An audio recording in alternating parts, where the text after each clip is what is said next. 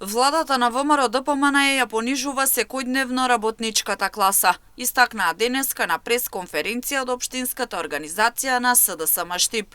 Оттаму велат дека се игнорираат потребите на граѓаните, а цените вратоглаво растат. За функционерите има луксузни овошја, луксузни патувања и луксузни возила, додека работниците не можат да обезбедат за леб, јајца, млеко и месо за своите семејства.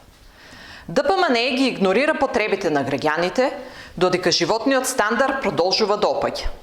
Цените вратоглаво растат, како и сметките за струја и парно, а дополнително се зголемени и локалните давачки. Данокот на промет, данокот на имот, паркингот, водата и ѓубрерината. Граѓаните веќе не можат да го издржат ова. Најмалку што заслужуваат работниците е фер минимална плата од 500 евра за достоинствен живот, но оваа власт дури и ова го доведува во прашање. Од Општинската организација на СДСМ Штип потенцираат дека фер е минималната плата за достоинствен живот да биде 500 евра.